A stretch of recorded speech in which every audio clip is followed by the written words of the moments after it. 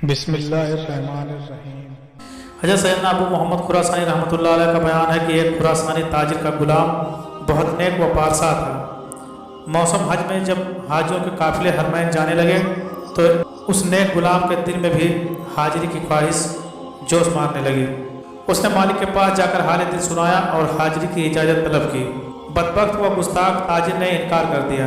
تاجر نے کہا، اگر تم میرا ایک کام کر دو تو میں اجازت دے دوں گا، ورنہ ہرگز اجازت نہ دوں گا۔ پکا وعدہ کرو کہ تم وہ کام کر دو گے۔ غلام نے کہا، بتاؤ کیا کام ہے؟ بدبخت تاجر بولا، جب روضہ رسول اللہ صلی اللہ علیہ وسلم پر جاؤ تو وہاں جا کر یہ کہنا ہے، اللہ کے رسول صلی اللہ علیہ وسلم میرے آقا نے یہ پیغام بھجوایا ہے کہ میں آپ کے دونوں دوستوں حضرت ابوبکر صدیق رضی اللہ تعالیٰ عنہ اور حضرت عمر فاروق رضی اللہ تعالیٰ عنہ سے بیزار ہوں۔ اگر میرا یہ پیغام پہنچانے کی حامی بھر لو تو میں تمہیں بخصوصی اجازت دیتا ہوں۔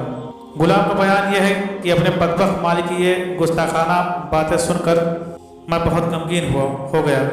بجائے تو میں نے ہاں کر دی، لیکن جو میرے دل میں تھا اللہ اسے بہتر جانتا ہے۔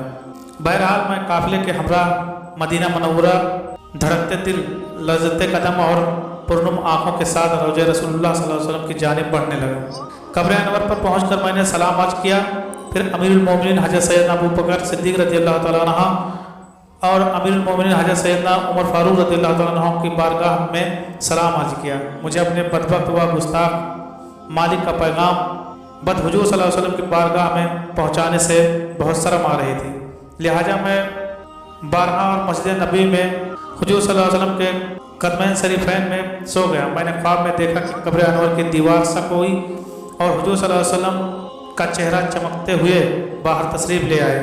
آپ نے سبز لباس جیب تن کیا ہوا تھا اور جس میں اطہار سے مسک کی خوشبو آ رہی تھی۔ سارا ماحول مسکبار ہو گیا۔ حضور نبی کریم صلی اللہ علیہ وسلم کی دائیں جانب امیر المومنین حضرت ابوبکر صدیق رضی اللہ تعالیٰ عنہ اور بائیں جانب امیر المومنین حضرت عمر فاروق رضی اللہ تعالیٰ عنہ تھے۔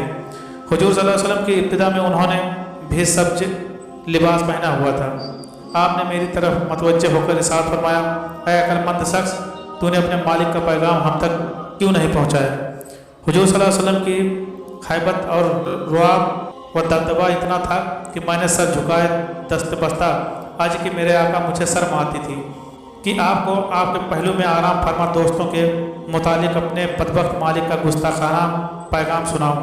آپ صلی اللہ علیہ وسلم نے ارشاد فرمایا، اے خوش بخت، انشاءاللہ عز و جل تو حج کرنے کے بعد بخیر و عافیت خراسان واپس جائے گا۔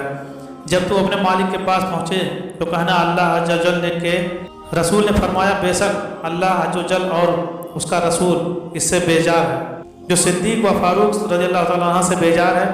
پھر فرمایا، جان لے جب تو وہاں پہنچے گا تو چوتھے دن وہ مر جائے گا، مرنے سے پہلے اس کے منہ سے پیپ و خون نکلے گا۔ کیا تو سمجھ گیا؟ میں نے عرض کیا کہ میرے آقا میں خوب سمجھ گیا۔ پھر آقا صلی اللہ علیہ وسلم واپس تشریف لے گئے اور میں بیدار ہو گیا۔ پھر میں نے حج کیا اور واپس خراسان آ گیا۔ میرے بدبخت مالک نے 2 دن تک مجھ سے کوئی بات نہ کی۔ تیسرے دن پوچھنے لگا کہ میرا پیغام پہنچایا یا نہیں۔ میں نے کہا، میں نے تمہارا کام پورا کر دیا ہے۔ وہاں سے کیا جواب ملا؟ میں نے کہا، اگر وہاں سے نہ سنو تو تمہارے لیے بہتر ہے۔ کہنے لگا، نہیں، مجھے بتاؤ تمہارے ساتھ کیا واقعہ پیش آیا۔ میں نے واقعہ سنانا شروع کیا۔ جب میں نے یہ بتایا کہ رسول اللہ صلی اللہ علیہ وسلم نے فرمایا، اپنے مالک سے کہہ دینا کہ اللہ اور اس کے رسول صلی اللہ علیہ وسلم اس سے بیزار ہیں، جو میرے دونوں دوستوں صدیق و فاروق رضی اللہ تعالیٰ عنہ سے بیزار ہے۔ تو میری بات سن کر وہ بدبخت نامراد کہے مار کر ہنسنے لگا۔ پھر اس طرح بکواس کی، ہم ان سے بیزار ہیں اور ہم سے بیزار ہو گئے، اب ہم سکون سے رہیں گے۔ اس بدبخت کی یہ بات سن کر میں نے دل میں کہا، اے اللہ عز و جل کے دشمن، جلد ہی تو اپنے انجام کو پہنچنے والا ہے۔